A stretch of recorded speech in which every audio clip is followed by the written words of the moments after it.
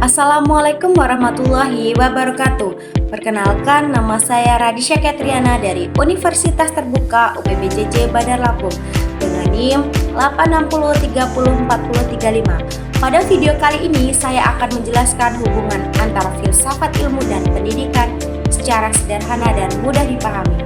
Filsafat ilmu dan pendidikan memiliki hubungan yang saling berkaitan. Filsafat ilmu membantu pendidikan agar tetap memiliki arah, dasar yang jelas, dan nilai yang baik dalam proses belajar. Sementara itu, pendidikan juga ikut membantu perkembangan filsafat ilmu melalui pengalaman, penelitian, dan perubahan zaman. Pada video penjelasan yang pertama, saya akan menjelaskan mengenai filsafat ilmu berperan dalam menjaga keberadaan dan kualitas ilmu pendidikan. Filsafat ilmu membantu pendidikan untuk menentukan apa tujuan pendidikan, bagaimana cara memperoleh pengetahuan yang benar, dan nilai apa yang harus diterapkan dalam proses belajar. Dengan adanya filsafat ilmu ini, pendidikan tidak hanya berfokus pada penyampaian materi, tetapi juga membentuk karakter, cara berpikir kritis, dan sikap manusia yang lebih baik.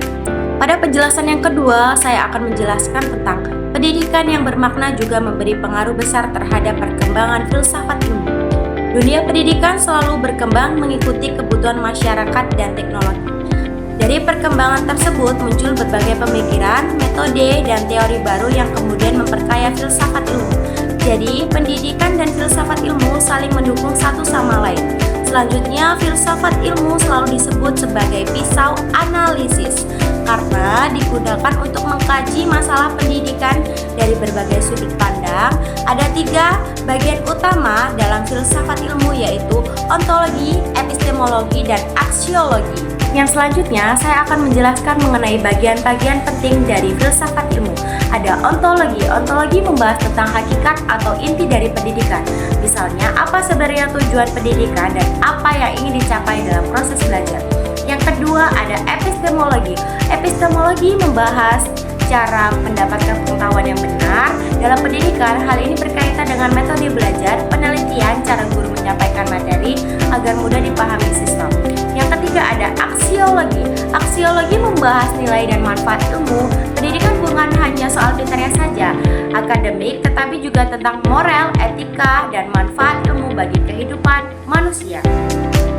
Contoh penerapan filsafat ilmu dalam pendidikan bisa dilihat dari penyusunan kurikulum. Kurikulum dibuat bukan hanya agar siswa memahami teorinya saja, tetapi juga agar mereka memiliki keterampilan, karakter, dan kemampuan berpikir kritis. Sedangkan selain itu, dalam proses pembelajaran, guru juga menggunakan metode diskusi, praktik, dan pemecahan masalah agar siswa lebih aktif dan memahami materi secara mendalam.